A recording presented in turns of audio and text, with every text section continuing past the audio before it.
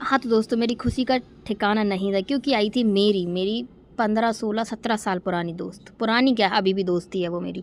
मतलब जब से मैंने स्कूल जॉइन किया था ना, तब से लेके अभी तक वो मेरी दोस्त है। और ये है मेरी होम टाउन की सहेली कृतिज्ञा, जिसका मैं काफ़ी टाइम से इंतज़ार कर रही थी। और आज हमारे घर में स्पेशल बना है कटहल, हलवा, रोटी, पूड़ी, चटनी, मूली, बहुत सारा सामान बना है क्योंकि आंटी और कृतिज्ञा दोनों आए हैं। मतलब 2 लोग आए हैं हमारे घर में, 2 मेहमान। और चावल भी बने, दाल चावल भी बने हैं। तो हमारी आंटी का ना सर दर्द होने लगा था क्योंकि वो बहुत सारा घूम चुकी थी। और आंटी एकदम ग्रैनी वाला लुक लेके बैठी हैं, बहुत क्यूट सी लग रही हैं।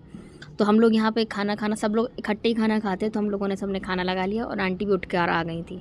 आंटी को ज़मीन में बैठने में प्रॉब्लम है, घुटने की वजह से डॉक्टर ने मना किया, तो आंटी नहीं बैठती और हम सब तीनों नीचे ज़मीन में मतलब चटाई पे बैठ गए थे।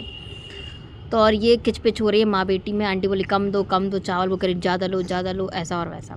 फिर मैंने बिछाया नीचे बिस्तर और मेरी फ्रेंड को सुलाया ऊपर। फिर हम लोग यहाँ पे कुछ काम कर रहे थे और अब हो गई सुबह और मेरी फ्रेंड देने चली गई एग्ज़ाम। उसका एसआई का एग्ज़ाम था, सेंटर यही हमारी सिटी में था, तो वहाँ एग्ज़ाम देने चली गई थी। और ये है काम वाली बाई जो खाना बनाती है यहाँ पे। तो वो रैपिडो वाले भैया वेट कर रहे थे, इतने में मेरी फ्रेंड उसके साथ बैठ के चली गई। तो रैपिडो वाले भैया को पता था लोकेशन, तो इसने बुक किया और ये जा रही है। अब आ भी जाएगी। मैंने मतलब कोशिश तो की कि वो रुके आज घर पे हमारे, लेकिन अब देखते हैं अब रुकती है तो आगे का ब्लॉग आएगा, नहीं रुकती है तो वो भी आएगा। तो अभी तो वो एग्ज़ाम देने गई है, जब वो आएगी 2 ढाई बजे 3 बजे तब पता चलेगी पूरी कहानी। अभी तो वो निकल गई और उसको मैंने बेस्ट ऑफ लक कह के विदाई कर दी। अब आ जाते हैं हम अपने घर की तरफ, मतलब ये सड़ेली तो दिख रही ना मेरी रूममेट, उसकी तरफ आ जाएंगे।